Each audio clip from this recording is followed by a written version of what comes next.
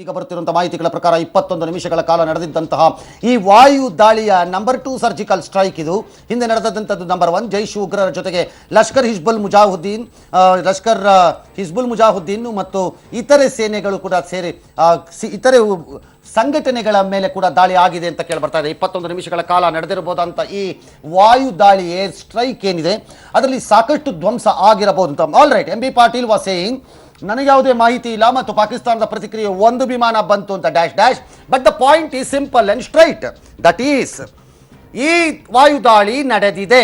ಈ ವಾಯುದಾಳಿ ನಡೆದಿಲ್ಲ ಅನ್ನುವುದಕ್ಕೆ ಯಾರೂ ತಯಾರಿ ಇಲ್ಲ. ಈ ಬಾರಿ ಪಾಕಿಸ್ತಾನವು ವಾಯುದಾಳಿ ನಡೆದಿದೆ.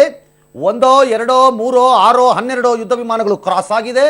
ಆದರೆ ನಾವೇನೋ ಮಾಡಿಬಿಟ್ಟಿದ್ದೇವೆ ಅಂತ ಹೇಳಿಕೊಳ್ಳುವ ಸ್ಥಿತಿಯಲ್ಲಿ ಇನ್ನೂ ಇಲ್ಲ. ಹಿಂದೆ ಎಲ್ಲ where is the surgical strike, ಯಾವ್ದು ನಡೆದಿತ್ತು, ಬೊಗಳೆ ಇಂಡಿಯಾ ಅಂತ ಬಿಡ್ತಾ ಇದ್ರಲ್ಲ, ಅದಕ್ಕೆ ಈ ಬಾರಿ ಹಾಗಿದ್ದಂಗೆ ಕಾಣಿಸ್ತಾ ಇಲ್ಲ.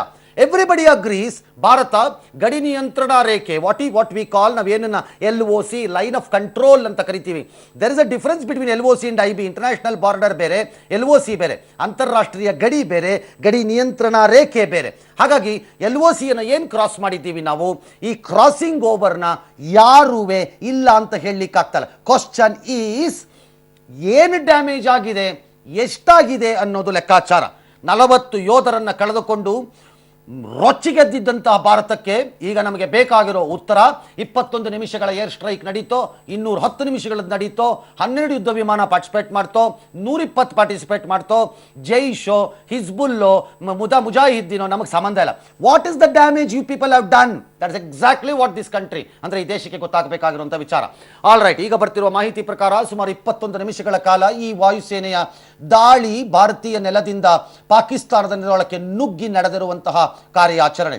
ಇದನ್ನ ನಾವು ಭಾರತದವರು ಈಗಾಗಲೇ ತಮ್ಮ ವಿವರಗಳನ್ನು ಗೃಹ ಮಂತ್ರಿಗಳು ಹೇಳ್ತಾ ಇದ್ದಂಗೆ ಇನ್ನು ಯಾವುದೇ ವಿವರಗಳನ್ನು ಸೈನ್ಯ ನೇರವಾಗಿ ನಮಗೆ ಈ ವಿವರಗಳನ್ನು ಇನ್ನೂ ಒಪ್ಪಿಸಿಲ್ಲ.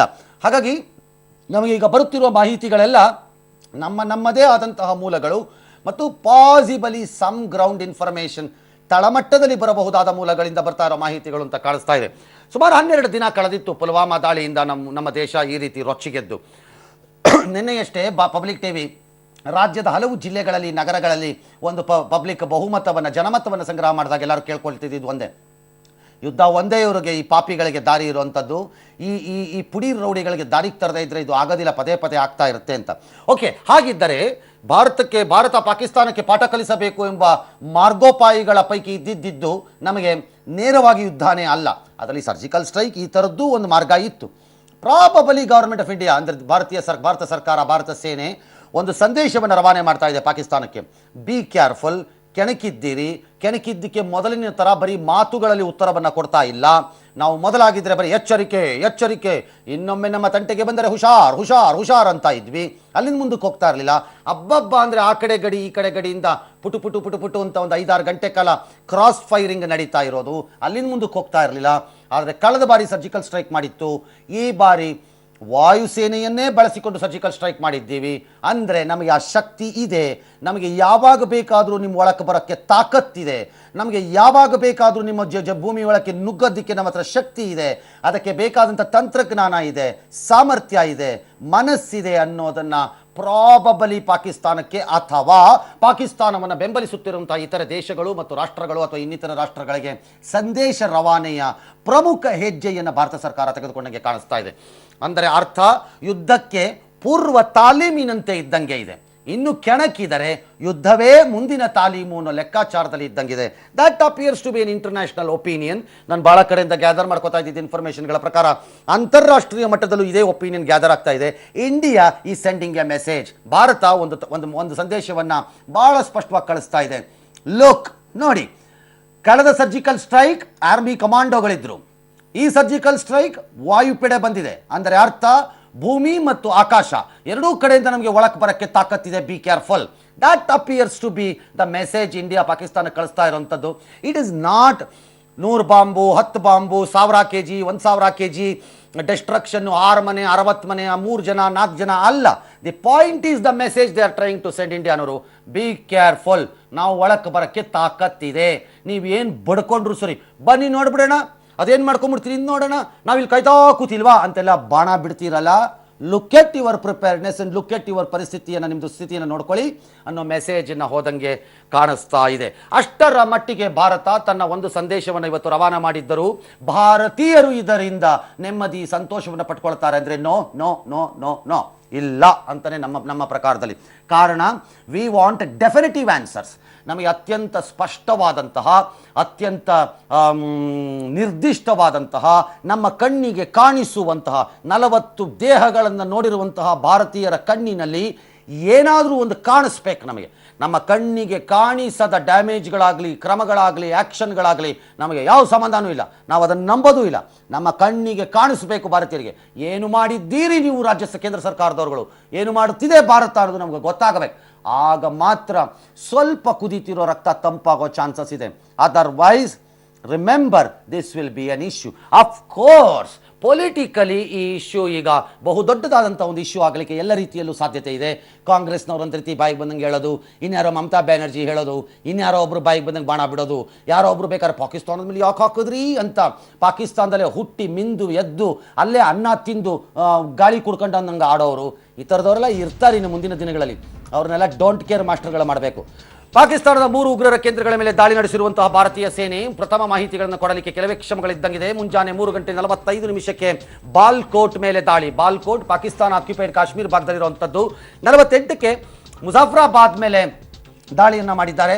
58ಕ್ಕೆ ಚಕೋಟಿ ಉಗ್ರರ ಶಿಬಿರಗಳ ಮೇಲೆ ದಾಳಿಯನ್ನು ಮಾಡಿದ್ದಾರೆ. ಸೊ ಮೂರು ಪ್ಲೇಸ್ ಆಯಿತು. ಬಾಲ್ಕೋಟ್, ಮುಜಾಫರಾಬಾದ್ ಮತ್ತು ಚರ್ಕೋಟಿ 3 ಕಡೆಯಿಂದ ದಾಳಿನ ನಮಗೆ ಕನ್ಫರ್ಮೇಷನ್ ಕೊಟ್ಟಂಗಾಯಿತು. That means somebody is giving information. 12 Mirage jet ವಿಮಾನಗಳನ್ನು 10,000 kg ಬಾಂಬ್ಗಳನ್ನು ಬಳಸಿಕೊಂಡು ಈ ಕೆಲಸವನ್ನು ಮಾಡಿದ್ದಾರೆ.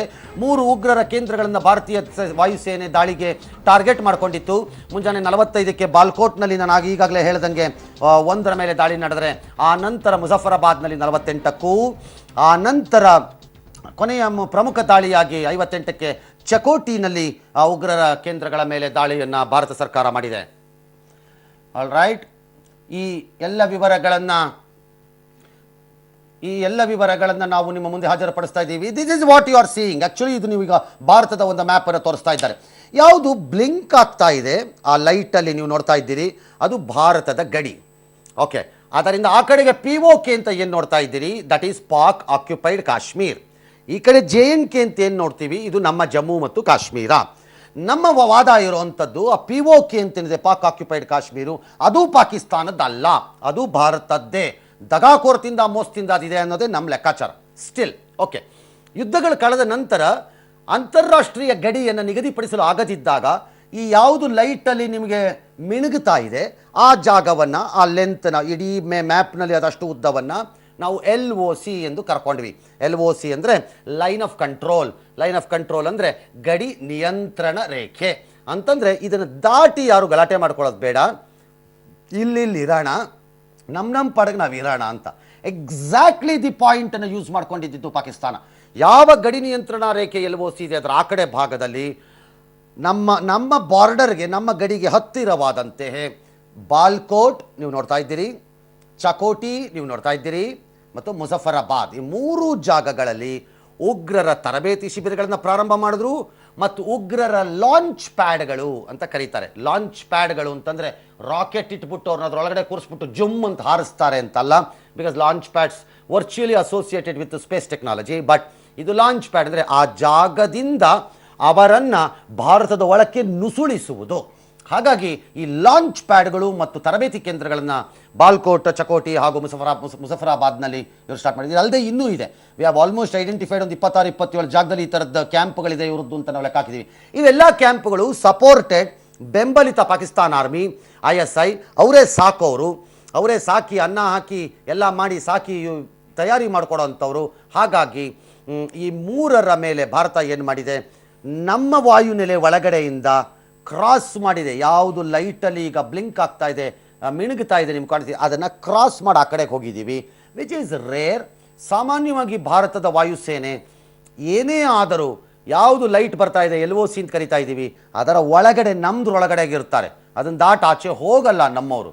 Because that is called international air space violation ಅಂತ ಕರೀತಾರೆ. ಅಂದರೆ ಅವರ ಆಕಾಶ ಮಾರ್ಗಕ್ಕೆ ಹೋದರೆ ಆಲ್ ರೈಟ್, ಈಗ ಒಬ್ಬರು ಏರ್ಫೋರ್ಸ್ದು ವಿಂಗ್ ಕಮಾಂಡರ್ ಮುರಳಿ ಅಂತ ನನ್ನ ಜೊತೆ ಇದ್ದಾರಂತೆ. ಅವರ ಅನುಭವದ ಆಧಾರದ ಮೇಲೆ ಅಭಿಪ್ರಾಯವನ್ನು ಪಡ್ಕೊಂಡ್ಬಿಡ್ತೀನಿ ಕ್ವಿಕ್ ಆಗಿ, ಆಮೇಲೆ let me go back to details. ಇದೇನು ಅಂತ ನೋಡೋಣ. ಈಗಷ್ಟೇ ಬಂದಿರುವ ಮಾಹಿತಿಗಳ ಪ್ರಕಾರ ಬಾಲ್ಕೋಟ್, ಚಕೋಟಿ ಹಾಗೂ ಮುಜಫರಾಬಾದ್ನಲ್ಲಿ 12 ಯುದ್ಧ ವಿಮಾನಗಳು ಮಿರಾಜ್ 2000 ಬಳಸಿಕೊಂಡಿದ್ದಾರೆ. ಸುಮಾರು 21 ನಿಮಿಷಗಳ ಕಾಲ ನಡೆಸಿರುವಂತಹ ವಾಯುದಾಳಿಯಲ್ಲಿ 1000 kg ಬಾಂಬ್ಗಳನ್ನು, 10 ಬಾಂಬ್ಗಳನ್ನು, ಪ್ರಾಬಬ್ಲಿ 100 ಈಚ್ ಅಂತ ಇರಬೇಕು, ಆವರೇಜಲ್ಲಿ 100 kg ಅಂತ ಅಲ್ಲ.